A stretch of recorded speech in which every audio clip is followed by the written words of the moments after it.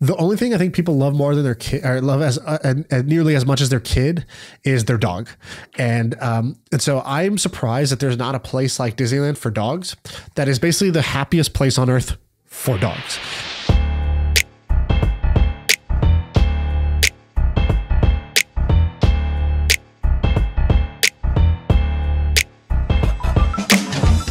Dude, Nick's thing is kind of weird. Let's see if it works. Yeah, what's your prediction? Let's do it. Let's predict it now. Do you think this goes anywhere? You think it becomes worth something or no? So the background here is our friend is this guy named Nick Huber, who goes viral all the time for writing about like storage units. He's the self-storage guy on Twitter. His handle is Sweaty Startup. I'm an investor in his, so I'll disclose that. I don't know what that means here, but we'll say it. He made this thread like as a joke, or he made a joke about tomatoes. I don't even remember the joke, how he could grow tomatoes and sell them or something. And people like made fun of him and it went crazy viral. Yeah. And then he created a tomato NFT project called Bromatoes as a joke, but kind of not a joke. Do I think it's going to go anywhere? Kind of like well executed where you're like, this isn't a joke. The art is amazing. The art is great. It's great in the sense that it's like well executed bad art. Like it's a tomato that's a bro, that's a guy. So do I think it's going to go anywhere? Of course not. No, I don't think so. Do you? There's a chance. I don't know if you saw that he posted a tweet from this account that's called, I think, Cosmo Da Vinci or something like that. Did you see that tweet that he posted where somebody he's like, oh, this just got interesting. And that is one of the most popular NFT curator accounts. They own like tons of punks and Bored Apes and whatever. And it's supposed to be Snoop Dogg. Snoop Dogg is the one who, I don't think it's him who writes the tweets because it's like a totally different writing style, but he says it's Snoop Dogg. Snoop Dogg says it's him. And they funded it obviously with like millions of dollars worth of NFT purchases. And so I thought that was kind of interesting that he's got some heavy hitters in this NFT world, the NFT collector space together. How did he do it? So like he told me that I think there's like either 1 or 2 or 3, like there's like 4,000. I don't remember, some like single digit low thousand. Usually it's 10,000 or 8,000, but doesn't matter. But let's just say 10,000 because that's what most of the projects are. How do you literally make an image? Because like his images are all different. Is it like some code where you're like, where you have like 18 different features and it swaps them? Yeah, exactly. So you have all these traits like hair, eyes, nose, mouth, body, shirt, pants, whatever. And then each one might have 10 variations, 12 variations, 25 variations. So there might be 25 hairstyles. And then you go through and so you have an artist make 25 hairstyles, and it's just the hair part. And then you say the rarity. You say, okay, this is the most rare hairstyle, the golden mohawk. I only want that to appear 1% of the time. So you put that all into a program, and it spits out a collection of 10,000 variations, 10,000 combinations of these things, and with the rarity, so that some of them have the super rare attributes, and then some of them have very common attributes. So that's how all these work. What program do you use for this? I don't know what people use. I think it's maybe just one smart contract, or maybe there's a special app for this. I'm not sure what people use. Damn, I mean, that's crazy. That's crazy to me. But it's gotten so easy that like, Nick can take his tomato meme and get it done. Now he hired a good artist because the art he has is like actually like really good. It's 3D art. It's really nice. But you see a different 10,000 art collection drop, every 4 hours or something in the crypto world right now. So like I bought one yesterday. So if you go to OpenSea.io, I saw this. It's funny. Like these are it's such degenerate gambling. But I saw this thing go, if you see it on Twitter early, you should basically go mint the thing or buy the thing. So I saw this thing called Chain Runners. It took off right away. I saw interesting people on Twitter talking about it. I think now. The first guy who really, the guy who kind of think kicked it off in the tech industry was the founder of Figma, this guy Zoink. And so the founder of Figma, which is like a multi-billion-dollar design company, he is a big NFT collector. He owned one of the most rare CryptoPunks. So he changed his profile picture to this or like, posted about it. And immediately like I started seeing every VC doing it. So I bought in and, I made double my money in a day, and, you can get in and out of these things very quickly. There's another, I'll tell you about another one of these. This is kind of in the weeds, so I almost regret doing this early on in the show, but let's do it. There's this thing called Wolf Game. So go to wolf.game. And I think this is kind of a sign of something that's to come. It's a little confusing when you first go to it. I only understand, let's say, 30% of it right now.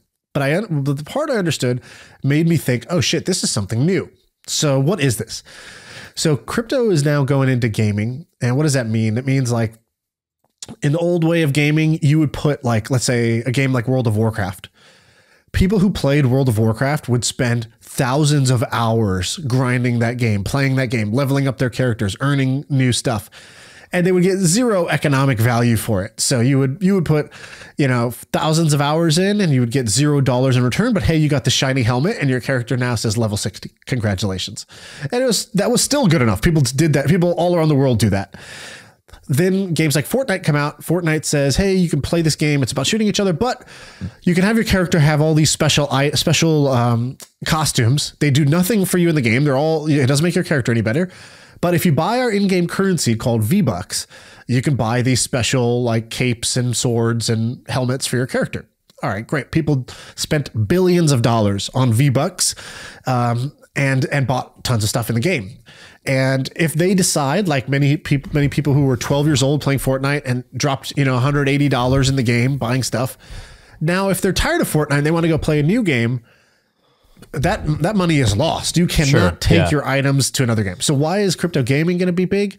It's going to be big because when you buy an item in a game, you're going to own that item, and then other games will allow you to bring that item in. So it'll make it way more valuable to buy things in games because you're going to be able to use them. You're going to be able to resell them later if you get tired of the game and you want to sell it. That doesn't exist today in most games. And secondly, you'll be able to take it with you to other games. All right, so now let me tell you what this Wolf Game thing is.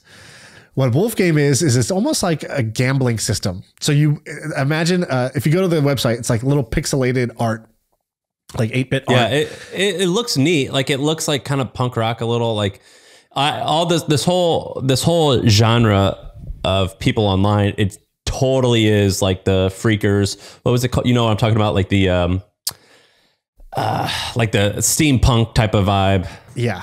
Yeah, that's definitely like there's big overlap of like steampunk and crypto. So it's neat.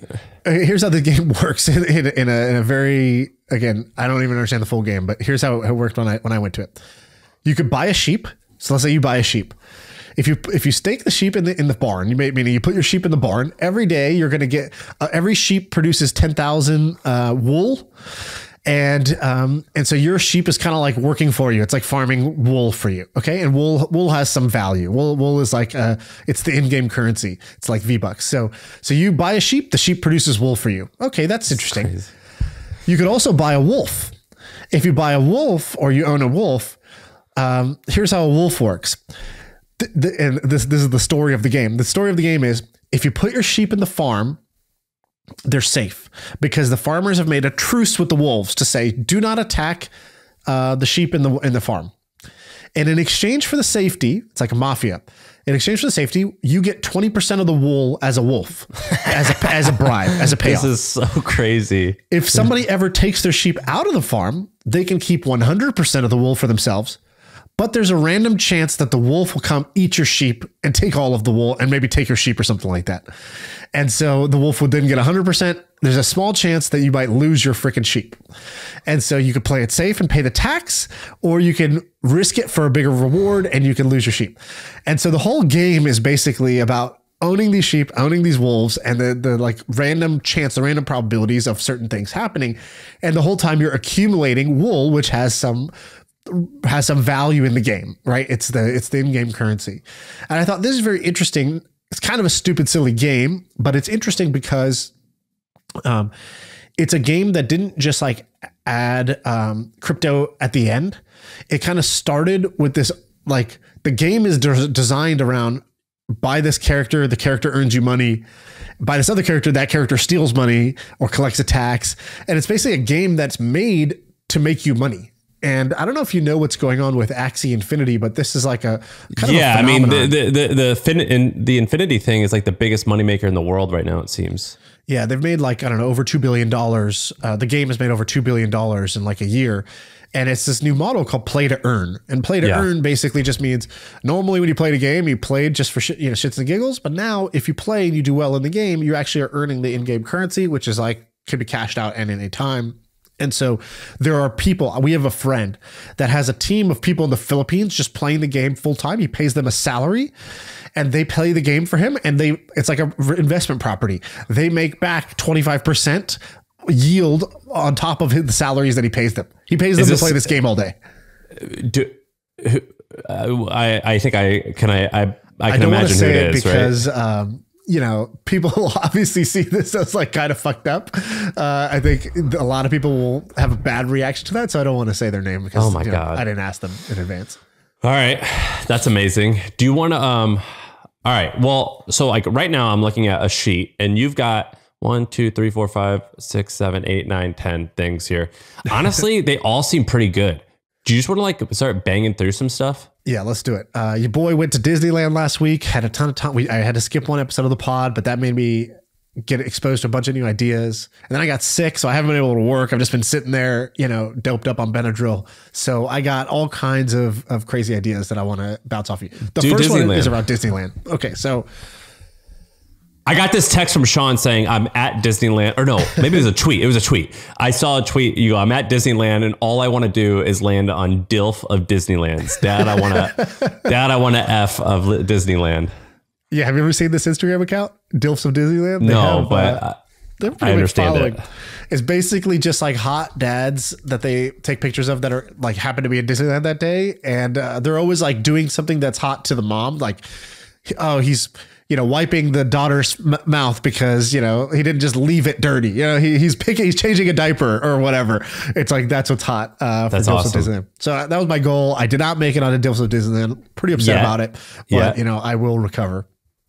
Okay. So Disneyland is kind of amazing. And when I was there, I was pretty blown away and my wife was blown away. So my wife doesn't really care about business.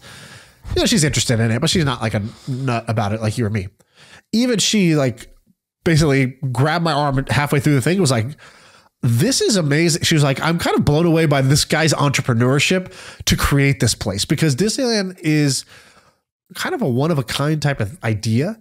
And it's meant to be, you know, the happiest place on earth. And it really is for a lot of people. When you're there, you can really see how happy people are. And in doing research for this, I went and watched this documentary about the starting of Disneyland. And in the comments, or at the end of the video, he goes, that's the backstory of Disneyland, but it means something different to everybody. In the comments, say what it means to you. And the YouTube comments are like eulogies. It's like essays about what Disneyland means to these people. It has like a huge emotional register. All right, so let me break out some of the numbers. So let's start with the numbers and then the backstory. Some of the numbers. So Disneyland does about $3.8 billion a year of revenue. Every day, about 50,000 people come to the park. So, you know, just roughly speaking, they make about just over $200 per guest per year.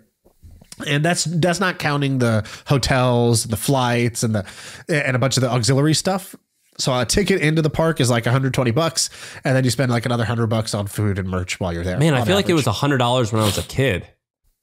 Yeah, actually, it started off. So I went back. I was like, what was the initial price of this? Because Disneyland prices have been inflating actually like crazy. There's a chart showing inflation of Disneyland, and it's like just up and to the right. Disneyland started at $3.25 to get in back when it launched in 1955. So, you know, the minimum wage back then was 75 cents.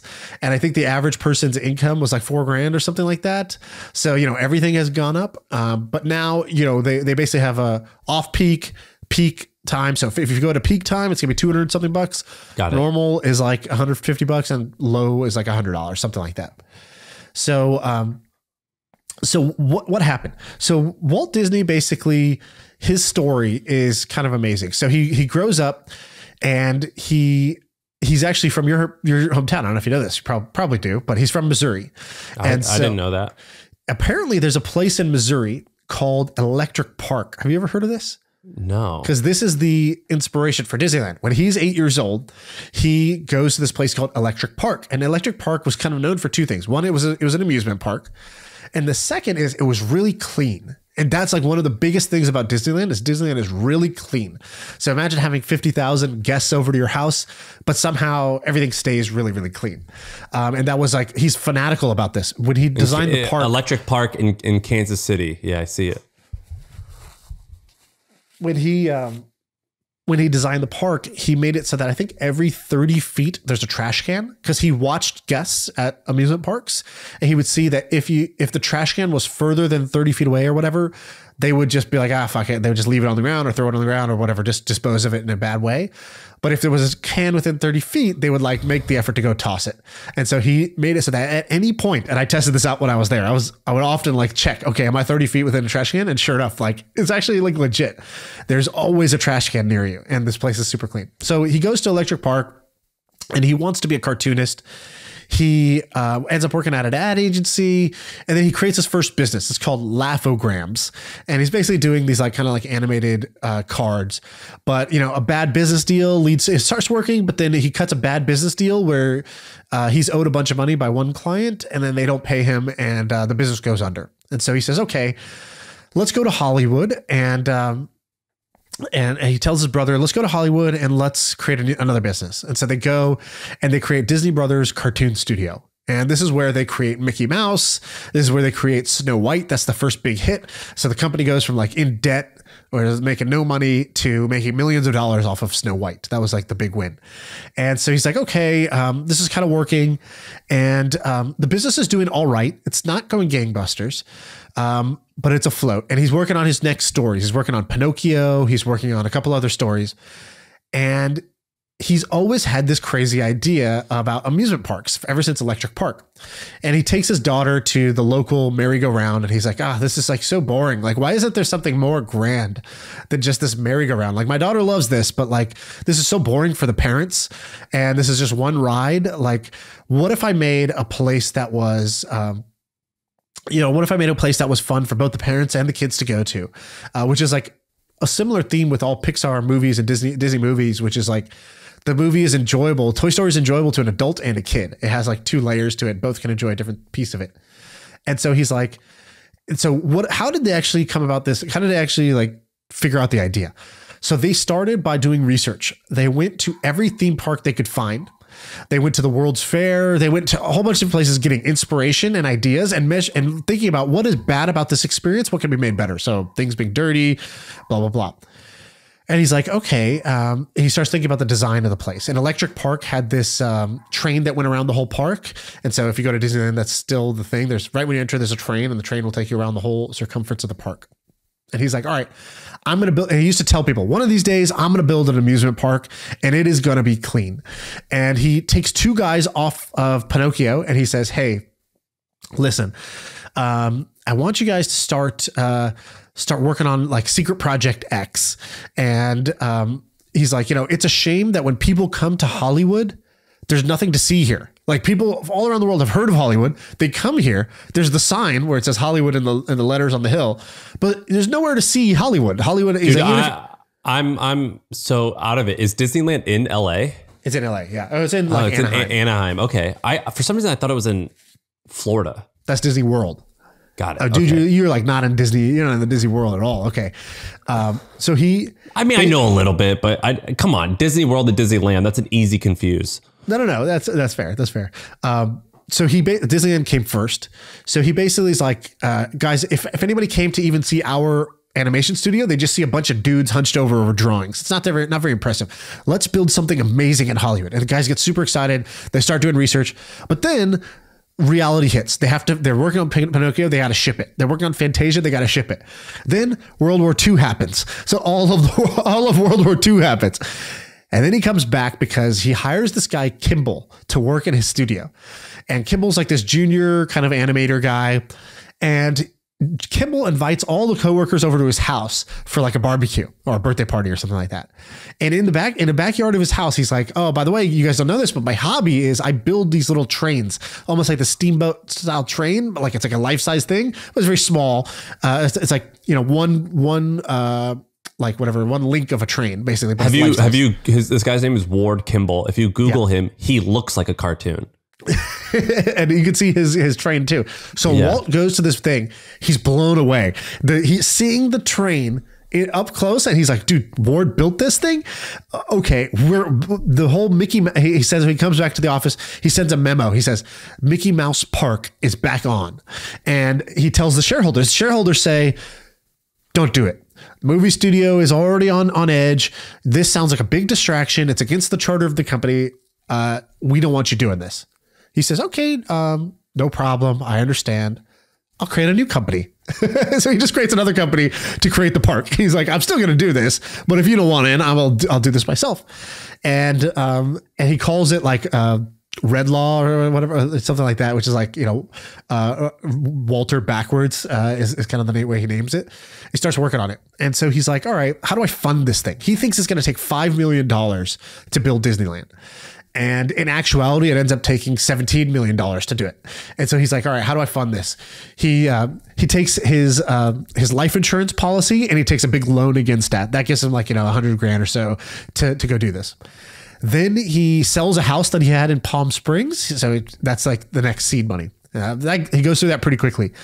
Then he goes, all right, well, I need some bigger money. How do I get millions of dollars for this? Okay. He goes to ABC, the TV network, and he says, hey, ABC, you're struggling right now.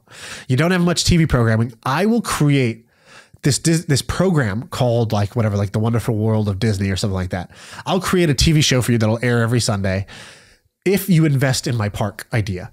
So Disney basically puts down $500,000 plus another about 6.5 of loans and bonds, and they own 34% of Disneyland. And so that's how he got the next $7 million. And then he did the same thing with 2 other companies, and then he sold some sponsorships. And he like accumulates together the $17 million. Hustled his way. He hustled his way to doing it. The other thing that he did was he was like, all right, this thing works because he's like, I gotta have like the rides work automatically. And so he created this thing where if you go to Disneyland now, you sit in a ride and you go, and it's sort of like a stage play that plays out, but it's all synchronized. When your little like roller coaster cart enters this room, the lights go on, the character makes a sound, and then when you leave the room, it all folds back into its thing. And that's called animatronics. And so basically audio animatronics was like the thing he wanted to do, which was like, he wanted live animals, but it's too much work. So instead of live animals, he created these robotic animals. And he said, I'm going to synchronize the movements to music on a loop. And there's this one guy who was just working on only this. And he was kind of in front of a green screen trying to make this like puppet do this thing synchronized to music. And eventually they finally figured it out. And that was like the big breakthrough. So, okay, let me fast forward a little bit. They opened the park. They build the whole thing in less than 1 year. They opened the park and he only invited like 1,500 people to it or something like that. Like invite only launch. But somebody counterfeited the tickets. And so double the number of people showed up with counterfeit tickets on day 1. Because double the number of people showed up, everything breaks. The plumbing breaks because there's too many people using water in the park, more than the load was able to handle. So they come to him, they're, Walt, we got a problem. The plumbing is broken. You have to make a choice, toilets or water fountains. He's like, toilets for sure. And so there's no water, there's no drinking water that day. The asphalt was still so freshly poured that like women's high heels was getting stuck in the cement. Oh no. Cause it was like caving in. It was basically a giant disaster. And he does some PR. He basically says, look, we had to work out the kinks. Give me a month. And basically they give me some time and this thing will be smooth. And sure enough, within a month, the baby is humming. And in 7 weeks, he does 1 million visitors. So it was kind of an immediate hit once he did it because it was such a grand idea. How famous was Disney right off the bat? Or at this point, how famous were they? They were, okay, they were a big deal. They weren't like a semi-famous. They hadn't had like, nowhere near what they are now, but like they were semi-famous. Really, the ABC show, which he was doing while he was building the park, was almost like the hype video for the park launch. Was he just grinding the whole time? Yeah, crazy amount of work. And so he creates this thing and, it's basically the 6th or 7th most visited tourist destination in the world now. And, it's kind of this crazy place. I think, which is kind of shocking, I think Disney or the theme park division prior to COVID was the most profitable part of the company, wasn't it?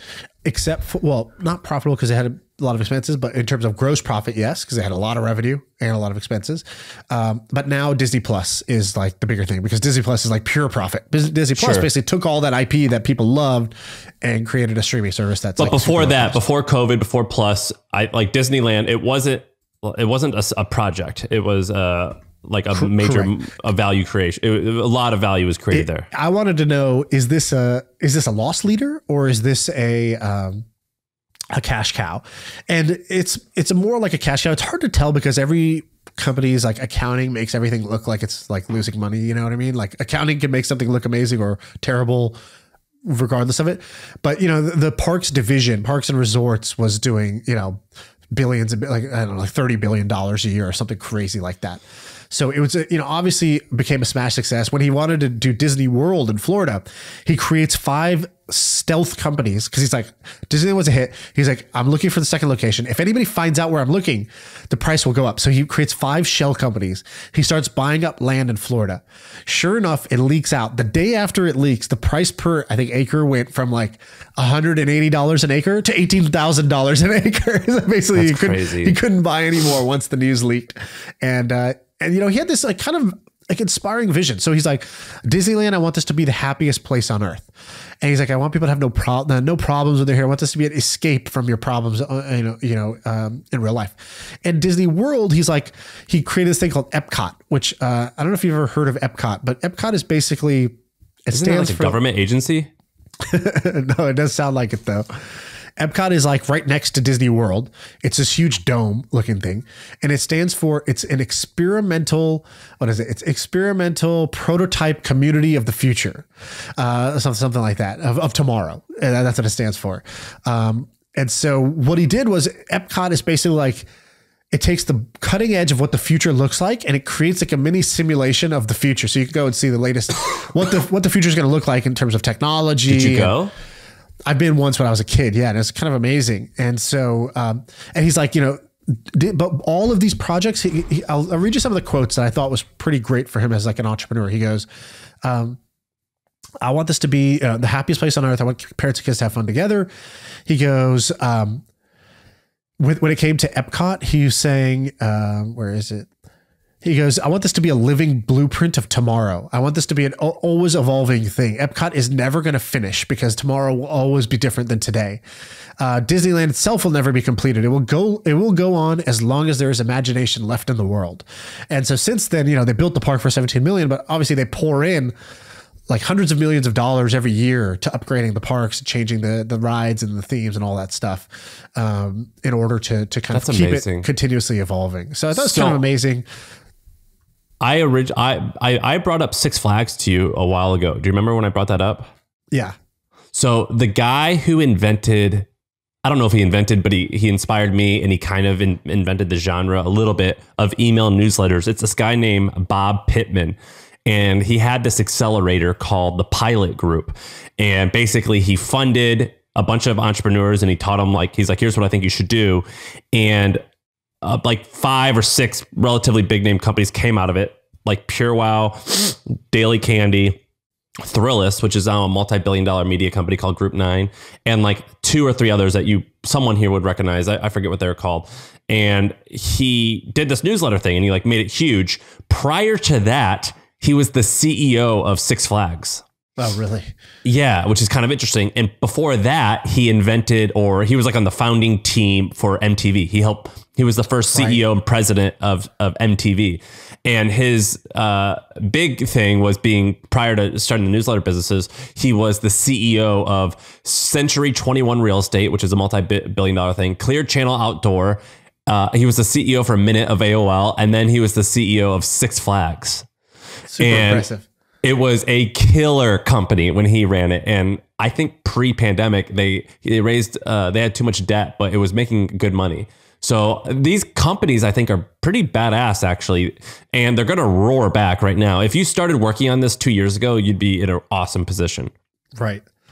And so I wanted to talk about some of the like kind of spin-off ideas. And that's the backstory of Disney. But when I'm there, I'm thinking, how could this be better? And so I have one tip for Disneyland itself, which is obviously the absolute worst part. The only part that takes away your happiness at Disneyland is waiting in lines. So the average ride, you know, you're waiting 30 minutes to 45 minutes just to ride this ride for 90 seconds. And especially if you're waiting with like a little kid, the kids don't understand that you're waiting. They're like, I want to go now. I want it my turn. Like my daughter just, it's my turn now. It's Blushy's turn now. Let's go. And I was like, well, they do kind of nothing to make the line experience better. Well, don't they have a fast pass that everyone buys? They used to, and they got rid of it because a bunch of reasons. I think A, everyone was buying it, so it became less useful. And then B, they got a bunch of shit for it. Like, oh, you know, it's kind of elitist. It's elitist. Exactly. So they had to kind of back off that. So they do have this thing called the VIP tour that you can pay for that basically takes you to the front of line of everything, but you have to pay. What is it? It's basically you pay $6 to $10 grand a day for a group of up to 10 people. Got it. And so if you're willing to drop, you know, $1,000 per person, you can. Dude, you probably just feel like a huge douche though, like doing that. Totally. Yeah, because you're just looking at a bunch of sweaty, crying babies. Yeah, and, you're like, get out of the way, plebes. Yeah, exactly. And so, but I got it. You know, it probably does feel good. So I think the thing that Disneyland needs. So there's psychology that's associated with this. There was this TED Talk that got popular back in the day. I don't really remember it exactly. So I'm kind of going to butcher it, but this guy was like, there was this problem, which was like with a subway station or train station. And everybody was so annoyed with like, I guess like how long the train took to get from one place to another. People hated riding the train. So they commissioned this like bounty. They said, request for proposals. You know, guests are not happy because the trains are running too slowly. And most people, the common way to solve this was engineers were like, we have to do all these, we have to do this massive engineering overhaul to make the train go 20% faster, 30% faster. It's just, we're going to require billions of dollars and the trains have to be shut down for 2 years while we rebuild the train with this new infrastructure that's going to be faster. And then one guy was like a psychologist and he was like, why don't we just make the ride more pleasant so that you don't feel the slowness of time? He's like, you don't have any food carts on the train. Like there should be a food trolley that's walking through the train for pretty cheap like snacks. And he's like, the person will see the trolley, then the focus will go away from just waiting for the train to arrive at their destination to like waiting for the trolley to get to them. And then they'll buy a snack and then they'll be eating the snack. And like that was like a $2 solution that actually like improve the rider experience by like, you know, whatever, some amazing about percent. I think it's Rory Sutherland who created this. That's Roy Sutherland. If I remember correctly. Yeah, that's right. All right. I knew I recognized this guy. He's a marketing agency guy and he was the boss of Ogilvy, one of the big advertising firms. And their whole shtick is just like perception. And exactly. I think the talk is all on perception. And this exists everywhere. So like Instagram, I remember when they first came out, one of the things that was a magical experience about Instagram was, aside from the photo filters, was that when you would take a photo and you'd say post, it would like instantly load and post. And people were like, how did you do this? Like, that's incredible. And, you know, back then iPhones were so bad and the connections were so poor that it would take like multiple minutes to upload a single photo onto the internet.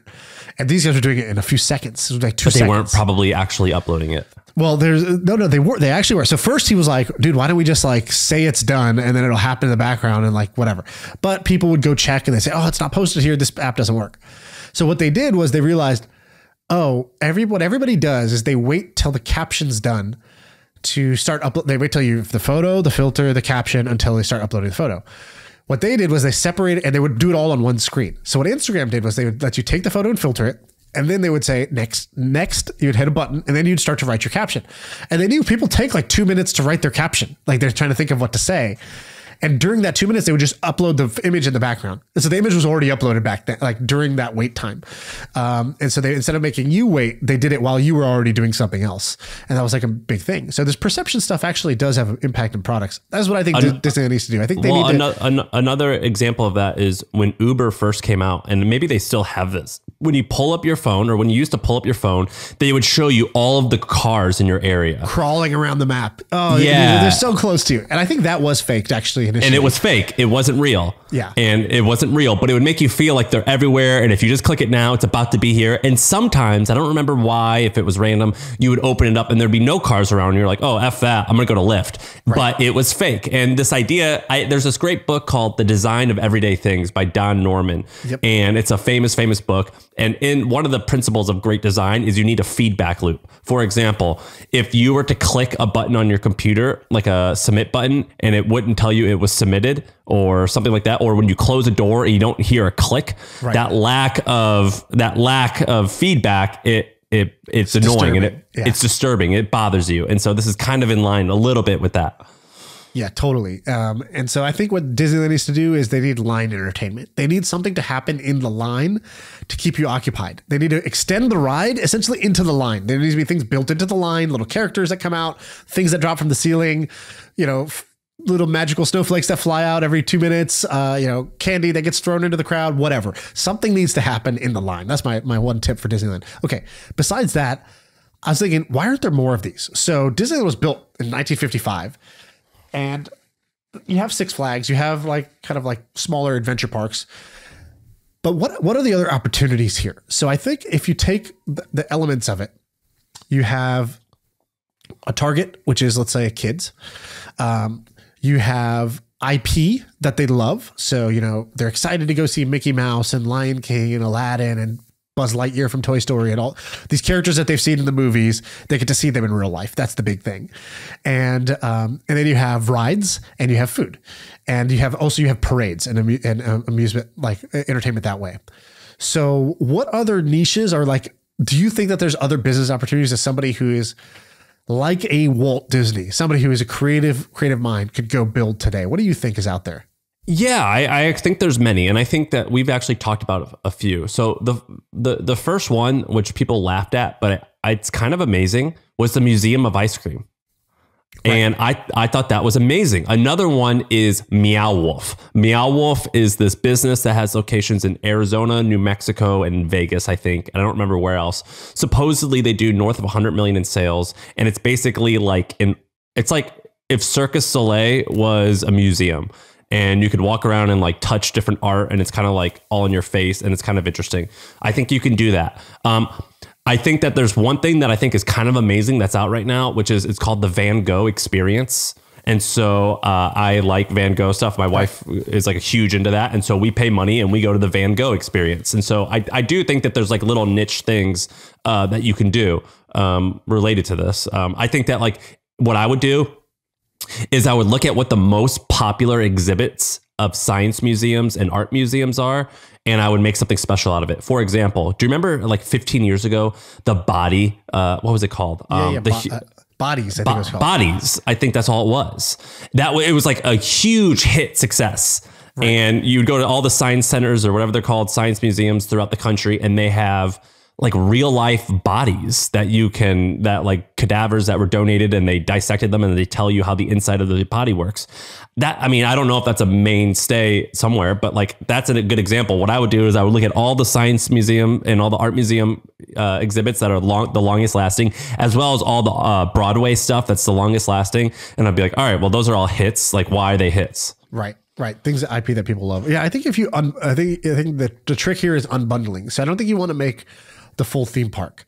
I think you want to unbundle components and either just remix those or just do only that thing. So I'll give you some of the ideas that I had while I was waiting in line for 45 minutes for a ride. I came up with these were the ideas I came up with while I was sitting in line. So the first one was target market. The only thing I think people love more than their kid, or love as nearly as much as their kid, is their dog. And so I'm surprised that there's not a place like Disneyland for dogs that is basically the happiest place on earth for dogs. I would take my dog there. If I could just give my dog an amazing day, I would do it. I don't know about you. You're a dog guy too. I don't know if you have that pull. Ideally, it'd be local, not got to fly to LA to go do this. So maybe it's more like a traveling circus. But why is there not just an incredible set of experiences that dogs love? Dogs have a blast in, and you can just see your dog doing it and take pictures of them and give them what they deserve. What do you think? Dude, it sounds like an insurance nightmare. any more than an amusement park with like kids on roller coasters? Yes, it was so much worse. You have a foo-foo dog that is like won't hurt anyone. I've got like a 80-pound pit bull who's well behaved, but if he ever wanted to hurt something, he'd kill it.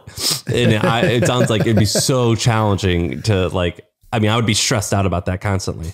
Okay, fair enough. We got some liability concerns. All right, what else?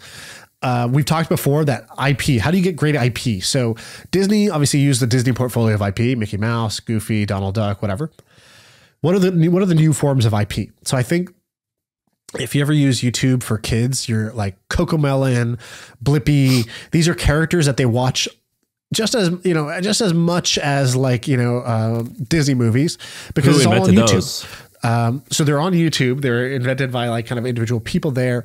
And then they got all rolled up by this thing called Moonbug. And Moonbug owns a bunch of this stuff. And then Moonbug got rolled up by that thing that Kevin Mayer is doing. For billions, I think. He was the former CEO of Disney. Then he partnered with Blackstone, and Blackstone gave him $2 billion or something like that to go buy all this IP. So he bought Reese Witherspoon's movie studio for $800 million. He bought Cocomelon. He bought Blippi. He bought about all these different different forms of IP. So I think that YouTube channels have IP that people care about. That is, if you combine them all together, and there was. The way that Disney does it is like there's different areas of the park for each world, each character theme. I think you could do it that way. Dude, yeah, I'm on board with this. Keep going. Religion is another one. So take isn't any there religion. isn't there doesn't that exist? Isn't there like a Muslim version of this? I don't know. India, never heard of it. I thought that there was, but in the South, they have maybe it's Christian. There's like a Christian theme park. Have you not heard of this? Exactly what I had in mind. No, it's like a Bible. I think it's like a Bible theme park. There is. It's in the. Yes, it's like a Christian. I don't. The Holy Land experience is one of them, and then there's a Holy Land, and then there's Ark Encounter, with like a real life size Noah's Ark. But there is this thing called a Holy Land experience. It's based out of Orlando, Florida.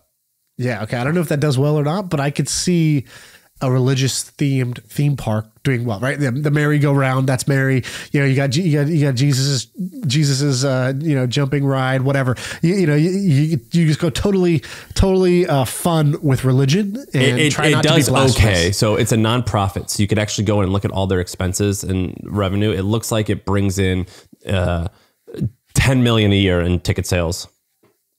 Yeah, I think you could do a lot better than that. Them setting it up as a nonprofit tells me that their ambition is probably not huge there with it.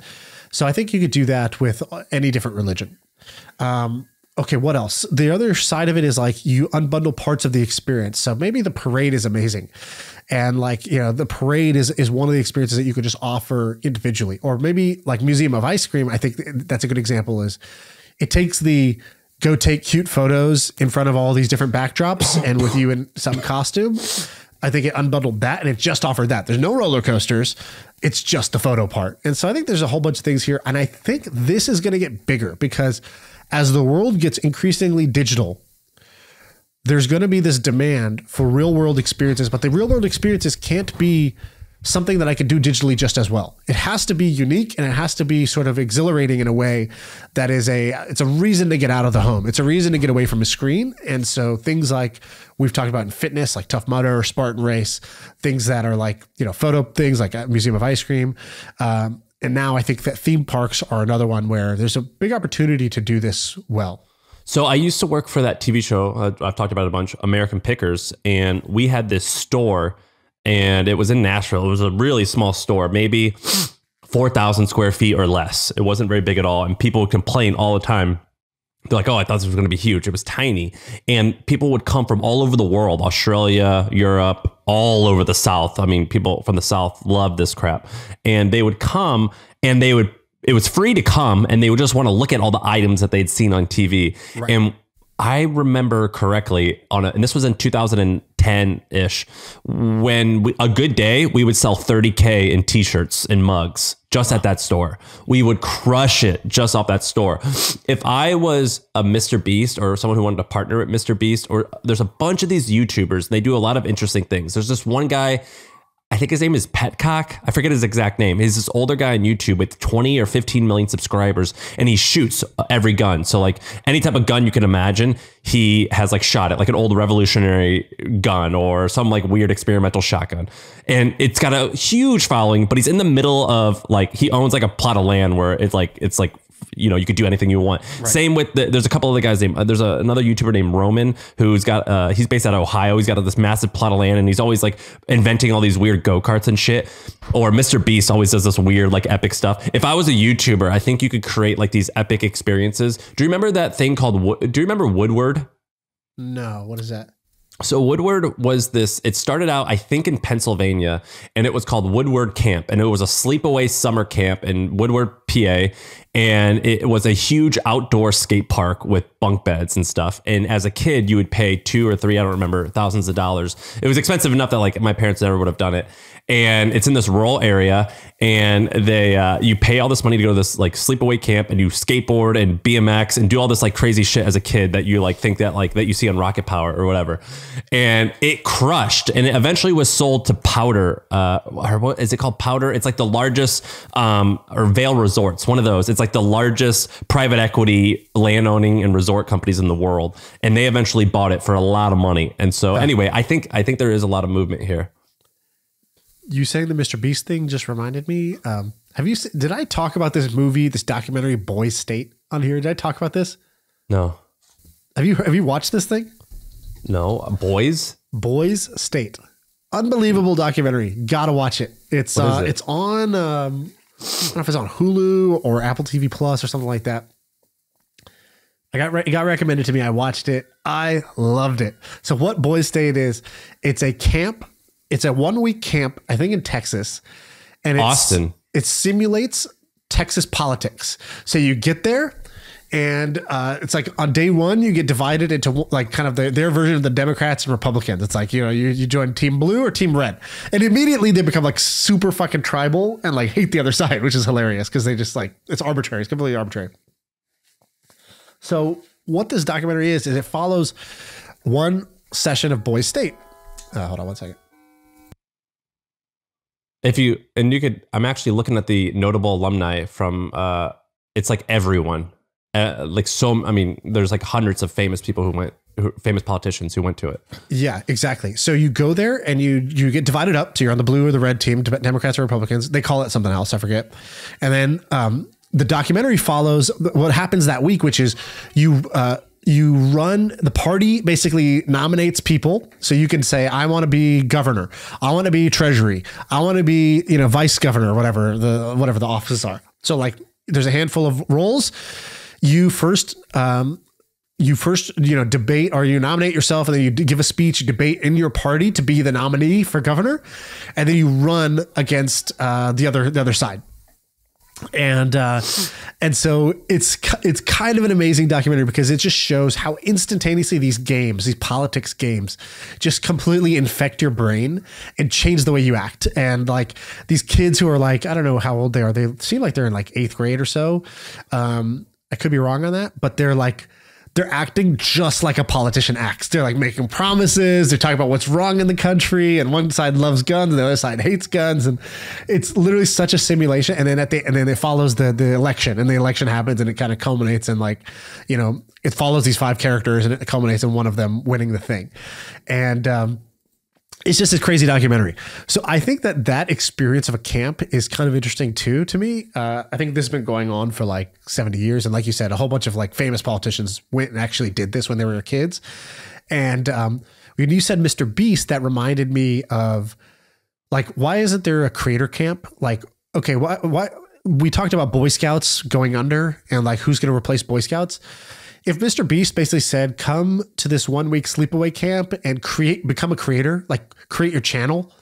And like, it's all about, you're going to be here. We hand you a little selfie stick with a camera, and you're going to create your vlog content. You're going to create your channel. You're going to create your brand.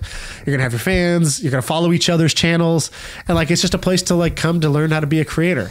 And that's actually a fantastic idea, because if you look at the stats, I think that either you or me or one of us shared something where they asked like 15-year-olds what they want to do when they grow up. and like 20 or 30%, like a shocking large number, said they wanted to be a YouTube creator. And the second largest thing, I think, was a Twitch creator. Like it was still the same thing. Yeah, basically it's a video, like a YouTuber basically is number one. And that's just kind of all encompassing of like an online content creator. And it used to be back in the day, like athlete, musician, politician, scientist, astronaut, and like about 10 years ago, it flipped and YouTuber became number one. And people, you look at that, they shake their fists and say, this is what's wrong with the country. And other people who realize that you can't pass a judgment like that. It's sort of like, if that's what people want, that's what people want. You just have also, to find ways to do it. If kids were actually going to follow through on what they would say when they were younger, there would be a whole lot more marine biologists in the world. Yeah, exactly. Like I would be a dinosaur right now. Yeah, it doesn't seem like there's exactly that many vets out there. Exactly. So I think that's a great idea. As like, if a couple of YouTubers got together, I think they could have, and I think it's fan service too. So I think you would just become more famous.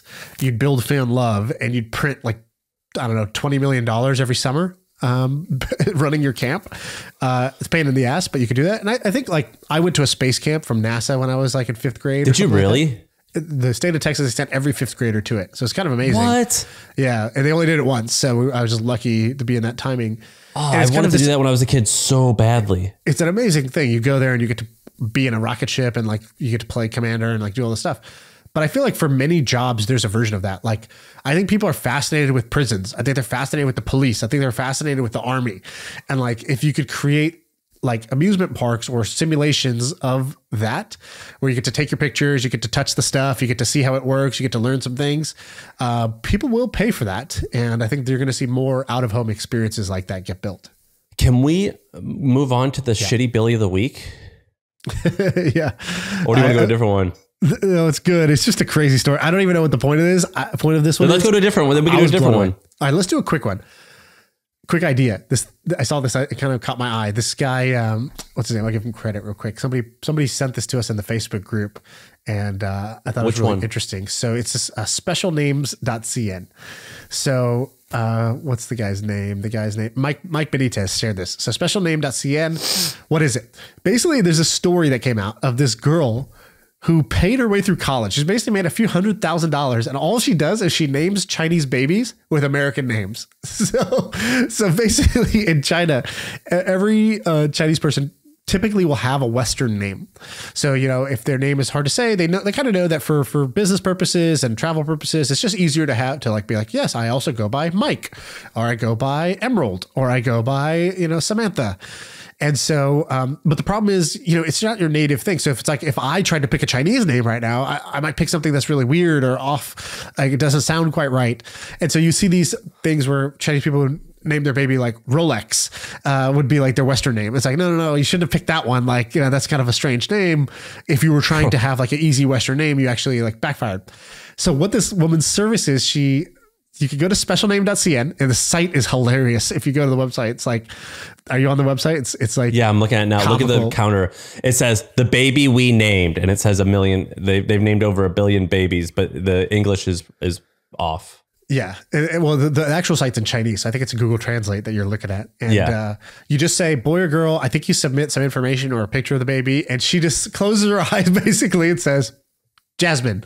And then so you pick 5 attributes like nice, honest, kind, eager, keen. And I did that, and it gave me the names Zachary, Caleb, or Harvey. And it says the famous Harveys are Harvey Firestone, Harvey Ball, and then Caleb Carr. I don't know who that is. Is that a famous actor? I don't know. Zachary Taylor, I guess the American president. It's pretty funny. And so this site, I thought, what an example of niches make riches, and like just solve a simple problem for people. And this girl's made hundreds of thousands of dollars just off this website. And I thought that was like, how does it make money? Really just cool, through ads? Really cool side hustle for a college kid. They just make money through ads? I think, I don't know exactly. I thought you pay her to do it, but maybe you're saying you just got a name right away. I just got a name. I was doing it on my phone, so it might be ads or it might be a premium upsell. And the logo is just this generic looking white lady. Like that's like the spokesperson. If that's her or not. That's definitely not her. So let me do this. Oh yeah, I know. It's like a cartoon. This is awesome. So this is a hilarious little side hustle that I loved. Okay, let's do this shitty Billy of the week. I read this story and I was blown away. This is interesting only in that it's a train wreck. Did you see this story about this venture capitalist that came out? Just now. So there's this guy named Michael Goguen. He used to be a partner at Sequoia, right? Like one of the biggest venture firms ever. Is he the one who stole money from them? No, he got fired because his girlfriend came out and accused him, sued him accused him of like sexual abuse. She said, I've been in a relationship with him for 8 years or 10 years or something like that. And he's extremely abusive sexually to me and blah, blah, blah. She's a stripper that he met somewhere and then she became his girlfriend and then whatever. And the suit, he didn't lose the suit. She kind of like, he got acquitted or whatever. But, still Sequoia was like, we decided it's best to part ways. So a story came out in the Daily Mail. It's good because it's in the Daily Mail, which is like, just the trash of the trash, but it's the junk food. You can't resist. And basically there was some wild shit about this guy. So here's the allegations that are in the article. The article says, Michael Goguen, he basically, after he left Sequoia, he goes to Montana and he basically sets up his estate in Montana. He owns 100,000 square feet of space of houses in Montana. He is like the big fish there. He owns a bar. Under the bar, he created this thing called the Boom Boom Room. And the Boom Boom Room is where he takes girls that he meets. And so this guy's on his fourth wife. The article talks about this spreadsheet of 5,000 women that he slept with. And it's just have you done wait, say that again. Say the 5,000 thing again. A spreadsheet of 5,000 women that he slept with is what the article says. Do the math. If this has happened over a 20-year period, 365 days times 20 is 7,300 divided by 5. That means he had to have sex with a different woman every 1.5 days. Every other day. Yeah, every day and a half. Is that crazy? What? I don't believe that. That doesn't make sense to me. I don't know if it's true. I don't know if he did it or he didn't. Sort of like the Wilt Chamberlain did this once where he claimed he slept with 10,000 women and people were like, that means you slept with 2 women a day. Like, this doesn't make any sense. Yeah. His response, by the way, he was like, yeah, sometimes it was 3 though. Yeah, exactly. Most pimp response ever. So this guy's wild. So he basically, there's tons of, so what happened was, he had created this security company to cover his tracks. And it's like a private security company. And he hired these ex-military people to run it for him. And they were kind of like his fixers. They're the ones who came out and exposed this whole thing and are now suing him for $800 million. So they're suing him because he basically made them do a bunch of stuff that got them in trouble. So he'd have to pay off women that he would sleep with. And they would have to, he'd be like, you need to do this. Go, I'll put money in your account. You pay her off. And eventually one guy, so he had a friend who, the story is he brings his daughters over to the friend's house with their babysitter, but then he leaves with the babysitter, has sex with the babysitter. And the friend is like, dude, what the hell are you doing? You just have sex with the babysitter in my house? This is messed up. And he's like, he calls him a pedophile and he's like, dude, don't bring up my flaws. And there's a one-time thing and blah, blah, blah. And the guy's like, no, this is messed up. And he's starts threatening the guy. He threatens the guy and says, if you come out and say this, I'm going to ruin you. And the guy's like, F that. He then sleeps with the guy's wife as part of this process. So the guy gets really pissed and he's threatens to basically expose him for all the stuff that he's doing. While he's meanwhile an investor and all this stuff, leading this professional life. The guy's worth $5 billion, by the way. So he's a multi-billionaire himself. So the guy goes to his security guy and says, we need to kill him. We have this guy's getting he's too big of a risk. He threatens to bring everything down. We got to kill him. And there's basically in the article is don't communicate anywhere except for Wicker, this self-deleting text messaging app. And the guy goes to him and says, hey, he talks him off the ledge. No, let's not kill this guy, whatever. But that was one of the allegations. And so people have come out against this guy, but he bribes the police. And so multiple police chiefs have lost their job because they failed to investigate this guy because he basically bought them off. And how much do you think you'd have to bribe a Montana cop to shut up? $1 million? I mean, yeah, I think 9 out of 10 police officers would take $1 million to shut up. Oh, in my deep experience bribing cops, I have no idea. Yeah, I think $500,000 would do, right? For a lot of these women, it's jewelry, Like he slept with one woman, and then she got the husband found out, got divorced, and then he bought her a 5-bedroom home, and also paid for her side of the divorce. And that was like one of the things that he did. And so he just had this like elaborate web of crazy, like this crazy sexual life layered on to crazy like payoffs and bribes and cover-ups. And then like a whole company dedicated to like this private security company, whatever that means. And then like police bribery. Like this is like a crazy ass 3-part movie. And then you look at this guy and he's just like this, cookie cutter white VC looking guy. It was like such a wild story, I thought. And sometimes truth is stranger than fiction. So I read a little bit about like odd billionaires, and I've maybe interacted with one or two before. And have you ever met someone who's like in the hundreds of millions or billions of dollars who has like some weird shit where like they have like, for example, this is like public knowledge. Peter Thiel basically employed this 3 lawyers, big shot lawyers. And basically when he was outed as gay by Gawker, he employed, and this is a great book by Ryan Holiday. I forget what it's called, but he employed these 3 lawyers, and I forget when he was outed, but something like 2009. And he goes, however long it takes, your full-time job. A decade. Yeah. Yeah. He goes, just wait for Gawker and those guys to screw up. And when they slip up, tell me and we're going to pounce. And he employed these guys the whole time.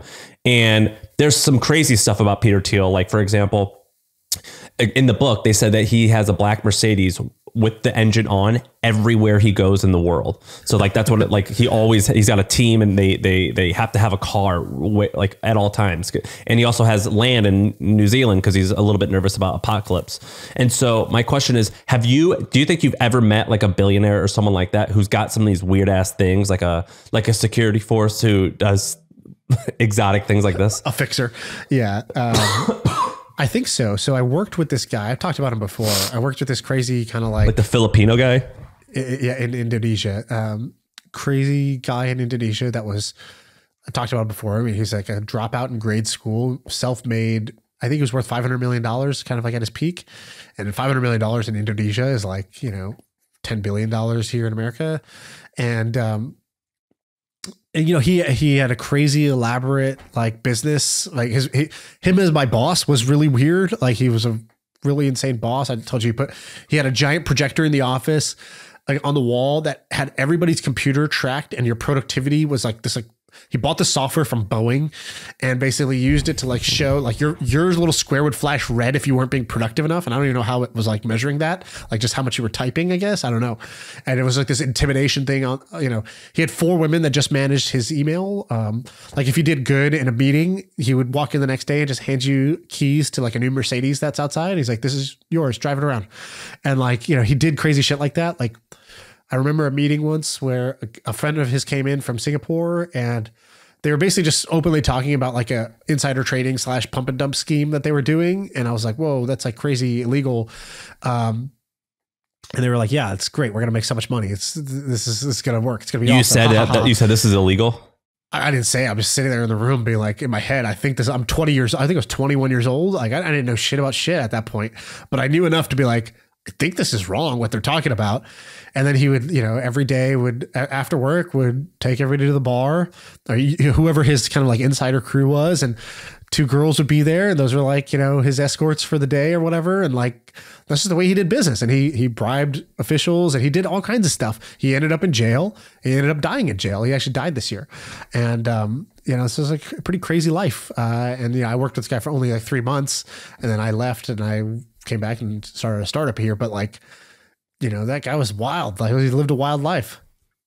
That's awesome. Yeah. I don't know if I've had any firsthand knowledge of, or if I've like been friends with people. Maybe I have, and they just haven't told me.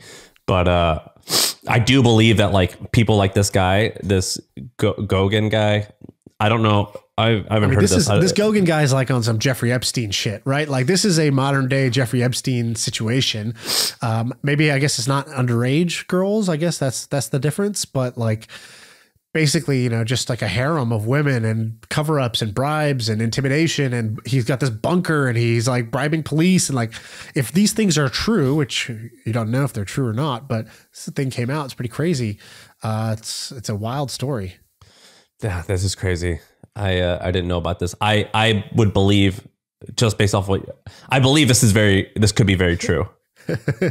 Like, this doesn't shock me. Like, knowing what I know a little bit, like, and I have heard like rumors of people who I'm like secondhand or third hand connected with, that they're freaks. And like, I hear some stories about what they do to cover it up. And I 100% believe this. And from Silicon Valley, who are very successful, like things that I didn't realize until I kind of got closer to, I'm not inside that circle because I'm not like in that tier, but I had a couple friends in that circle, and it's like two things that are way more common than I ever would have thought. Swinging is like super common in Silicon Valley. Dude, it's the swinger lifestyle. Weird. It's weird. You know about this pineapple thing, by the way? Tell me. So I learned this from TikTok. I don't know if this is real or not, but basically like the silent symbol for signaling to others if you're a swinger or not apparently is a upside down pineapple. So if you go to a house and they have a picture of a pineapple that's upside down, it's a wink to anybody else who's in the lifestyle that, hey, we're down. I had no idea. That's crazy. Or if they're wearing like pineapple earrings or something at a party. I've got a girlfriend who does it, and she tells me about it, and my wife and I was like, Sarah, like, like, I'm not interested in this, just so you know, like, I don't want to do this. And she's like, yeah, me neither, but it's so fun to hear about. Yeah, exactly. I'm like uber boring. Dude, I've got a couple friends that are into it. Down here in Austin, where I live, these guys have this company, On It, Aubrey Marcus, and then he's got this other guy named Kyle, who is a friend or works there. I'm not sure the relationship, but they mix work and play. And they're open about they have open relationships, and they talk about it. Kyle Kingsbury, I think his name is, and they talk about it on their podcast that they share relationships. Yeah, more power to you if it's your thing. What I'm saying is I didn't know how common that was, like swinging or that lifestyle, but it is very common amongst like successful Silicon Valley people. Same thing with drugs, either microdosing or normal dosing of certain drugs. Like, I guess like there's a certain level of party that I just never did and had never had the urge to do, that I think is like pretty common amongst like this group of people, and like, good for them. Dude, I'm such a prude. I've been out with like some like really powerful people who I looked up to, and I saw them whenever I've seen them do coke, I'm like, oh, I don't really like you as much as I used to like you. Exactly. It just like, it made me uncomfortable. I didn't like it, but this is crazy. And it is way more common than I thought living in Silicon Valley. I think what it is like, if you're a nerd and you're now worth $1 billion or hundreds of millions, which is basically the same thing, and you could do anything you want, you want to do stuff. And also, if you are young and you have money, you have to up the ante consistently. So Dan Blazarian has this new book out, and either in the book or in an interview about the book, he was saying how he's like, man, I've had every woman that I could ever want. I have private fancy chefs. I drive the best cars. I fly private. I do the fanciest stuff. None of it makes me happy anymore, right? Because I have to go bigger and bigger and bigger in order to help my dopamine and make it work. And now like none of it makes me happy. So I just like, I try to be simple now, although like it's really hard. But all the items, they don't bring me joy. Speaking of making me happy, there was this thing that I saw that I thought was pretty cool. It's not really like a business idea necessarily, but I think it's worth a read. So let me put a link to it. Where should I put the link? 1 sec, let me grab it. Basically, there's this guy. I want to give him credit because it's a very interesting read. And I'll explain it while I'm looking for the link. So basically, there's this guy who, Dan Liu, I think is his name. How do you spell it? Dan, normal, and then Luu. And go to this link. So just search... or never mind, I'll just Slack it to you. So go to this link, and this guy in this post, and basically all he did was he's like, hey, there's all these like claims that you'll hear commonly. You'll hear them over and over and over again. And they're referencing studies. And they have fancy names, and then they reference studies, and then people take them as facts. And then he's like, turns out, if you actually go read the study, the claim is either way weaker than what people use it as, like I think, or it's literally the opposite. And he gives 4 examples. And I loved reading this. So I want to go through them real quick. So one is on happiness, which you just said. So we had talked about this before, which is people have this thing where they say there's a link between happiness and income. And basically the thing you'll hear in pop science is beyond $75,000, your happiness doesn't go up beyond that amount. So what does this mean? And it's total bullshit. Means don't chase money and don't chase money. It's not going to make you any happier. And so he's like, so he goes and he's like, it's become common knowledge that money doesn't make people happy. How much is enough? People have different things. If you Google it, if you say happiness income, it'll say, household income of $75,000. After that, your day-to-day happiness doesn't rise. He goes, this happiness correlate income like study was actually done multiple times, not just one time. And the problem is like when people looked at the graph, it looks like happiness goes up, up, up, up, up, and then it flattens out. He's like, the problem is it's on a log scale. And like most people just don't know how to read a log scale graph. A log scale graph means you're going up by a factor of 10 every time. Sorry. So even if it's flattening out, that might be going from 10 to 50. It just doesn't look like as big of a jump because it's not like the increments are a log scale. So basically, if you actually look at it, and this got published in Dan Gilbert's like book on behavioral economics and stuff like that. And basically, if you actually look at the chart shows that if you look at it on a non-log scale, which he puts the graph here, it's basically like the more money you have, the more your satisfaction goes up. And there's no flattening out. It doesn't go up at the same rate. So yes, it's true that going from $0 to $30,000 to $75,000 gives you a bigger jump in happiness than going from 1 million to 2 million or 2 million to 4 million. But the happiness does keep going up. Your satisfaction does keep going up on all the reported scales. And it's basically like, there may be some point where you stop getting returns, but we haven't found it yet. On average, people have not found that yet. So, and actually there are things that if you dig in, he actually pointed out there are some things that contradict this claim. So what people used to say is, oh yeah, you'll get that money, then you'll return to what they call your set point of happiness. So you get all this money, you win the lottery. Yeah, within a few months, you're back to your set point of happiness. If you were depressed before, you'll be depressed after. And he's like, it turns out that that's not true. Winning the lottery actually does make you happier if you actually look at the study. The second thing is the reverse. They also say is true. Something bad happens to you, people will say, oh, you're so resilient, you'll bounce right back to your previous level of happiness. And he's like, actually, if you go look at the study, it actually does show that disability, divorce, loss of a partner, or unemployment actually have long-term negative effects on happiness. And even like unemployment, after you get reemployed, it still persists. And that's what the studies actually show. And he's like, it's kind of amazing, how this can happen. Like the study literally says what the answer is, and then people will summarize it as something completely different. Like they'll either take a very weak effect and make it sound like it's a total like strong effect, or they'll take something that said no correlation and they'll say it's a correlation. And he has 4 examples. Or usually what happens is like there'll be a time where someone has one cute line in a study and then a news article cites it, and then 1,000 things cite that. So another example of that. Yes. Have you heard that it's a crazy stat? I don't remember exactly. Somewhere like half of Americans can't afford a $500 bill. If an emergency came up. So I went and read, I was like, I don't believe that that's true. And I went and looked at where I researched this a while ago, and it's bullshit. What happened is, there was a study done, and there was a line in the abstract saying like, like this could be as bad as it said something like a non-committal, like perhaps or maybe, or like something like that, where it's like, I forget exactly how the scientist or the how she phrased it, but it's not true. It's not a fact. It was just a line. And so many people cited that and ran with it to believe it's true. Another example is, I believe, the food pyramid. So the food pyramid, if I remember correctly, it was like a hypothesis or something. It was like, we think this might be true.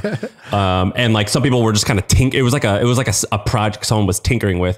And I think it was WHO, the World Health Organization, took it and ran with it. And they're like, well, we don't know if this is real. And in fact, in the 90s, they had to change it because they're like, well, we actually put like all fats and all carbs in the same category, when they're like, it was just like this oversimplification that some people were just tinkering with, and someone ran with it. And there's loads of examples. We should actually do an entire podcast just on examples of that.